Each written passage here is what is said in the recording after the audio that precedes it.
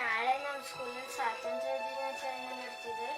ಅದಕ್ಕೆ ಟೀಚರ್ ಎಲ್ಲರಿಗೂ ಒಂದೊಂದು ಬಾವುಟ ಥರ ಕೇಳ್ಯಾರ. ನನಗೂ ಒಂದು ಬಾವುಟ ಕೊಡ್ಸಪ್ಪ. ಇವಾಗ ನನ್ನ ಹತ್ರ ದುಡ್ಡಿಲ್ಲ ಅಮ್ಮ. ಇರೋದ್ರಲ್ಲೇ ಅಮ್ಮಂಗಂತ ಹಾಸ್ಪಿಟ್ಲಿಗೆ ಅಂತ ಖರ್ಚು ಮಾಡಿಬಿಟ್ಟಿದ್ದೀನಿ. ನಿನಗೆ ಬಾವುಟನ ಇನ್ನೊಂದ್ಸಲ ಕೊಡಿಸ್ತೀನಿ ಪುಟ್ಟ. ಹೋಗಪ್ಪ, ನೀನು ಯಾವಾಗ ಮಾತ್ರ ಹಿಂಗೆ ಹೇಳ್ತೀಯ. ನನಗೆ ಕೊಡಿಸಿಲ್ಲ ಅಂದರೆ ನಾನು ನಾಳೆ ಸ್ಕೂಲಿಗೆ ಹೋಗಲ್ಲ.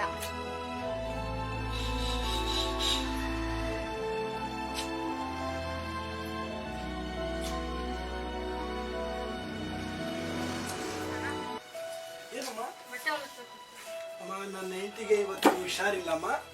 ನಾಳೆ ಬೇಕಾದ್ರೆ ತಂದ್ಕೊಡಿ ಅಮ್ಮ.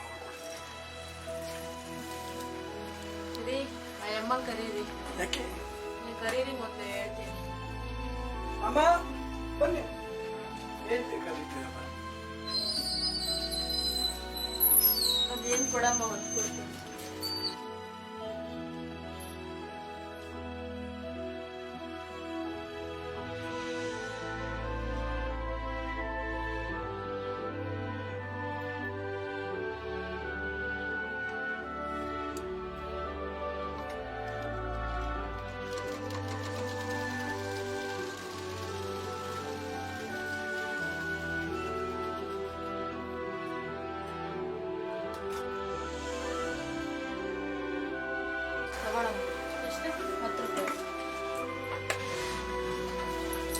ತೇಜು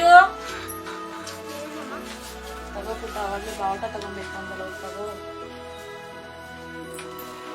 ಅಲ್ಲ ಕಣೆ, ಹುಷಾರಿಲ್ಲ ಅಂದ್ರೂ ಬಂದಿದೆಯಲ್ಲ, ಏನೋ ಜ್ವರ ಜಾಸ್ತಿ ಆದ್ರೆ ಏನ್ ಮಾಡ್ಬೇಕು ಹೇಳ? ಏನ್ ಮಾಡಿದ್ರಿ? ಅವಳು ಬಾವುಟ ಕೇಳೋದು, ನಮ್ಮ ಹತ್ರ ಕೊಡಕ್ ದುಡ್ಡಿರ್ಲಿಲ್ಲ, ಅದಕ್ಕೆ ಹೊಲ್ಕೊಟ್ಟೆ ಕಣ.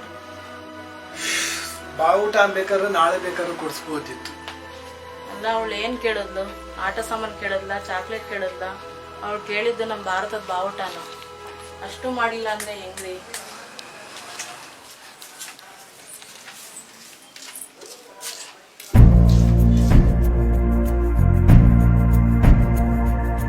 ವಂದೇ ಮಾತರಂ,